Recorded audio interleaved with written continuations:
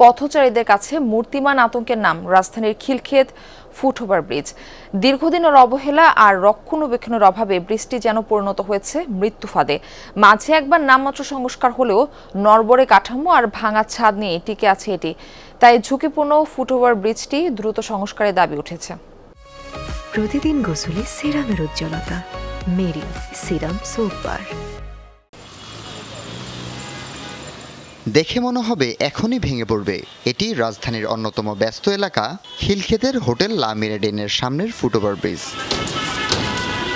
প্রতিদিন পারাপার হয় হাজারো মানুষ। দীর্ঘদিনের অবহেলায় বৃষ্টির অবস্থা দিন দিন হয়েছে নাজুক। তাই জীবনের ঝুঁকি নিয়ে চলাচল করছে মানুষ। এখানে এসে প্রথম যখন উঠি মনে হয় যে ব্রিজটা ভেঙে যাবে এমন অবস্থা, আর বৃষ্টির মধ্যে তো ওঠাই যায় না। উপর থেকে পানি পড়ে, আমরা দিক দিয়ে যাওয়ার সময় ঠাস ঠাস শব্দ হয়।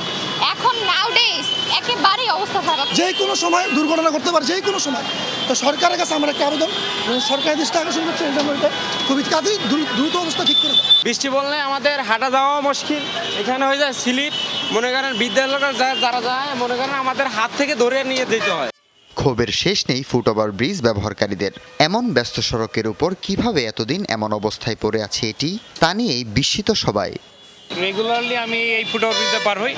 এটা অলমোস্ট উপরে যে আপনার চেকার প্লেটটা আছে অলরেডি মেনি প্লেসেস এটা ব্রোকেন হয়ে গেছে। আমি মনে করি যে কাজটা খুব দ্রুত করা উচিত, সংস্কার করা উচিত। আপনার ব্রিজের উপর দিকে দেখাই দেখেন ছাউনি পুরোটা নষ্ট হয়ে গেছে। এটা ভাঙছে, বড় একটা গাড়ি যেতেছিল লরি, ওইটা লাগছে লাগা পরে ভেঙে গেছে। ব্রিজ মেরামত ও দেখভালের দায় নিয়ে কর্তৃপক্ষের ঠেলাঠেলিতে জীবন শঙ্কায় সাধারণ মানুষের। তাই দ্রুত ঝুঁকিপূর্ণ বৃষ্টির সংস্কারের দাবি তাদের।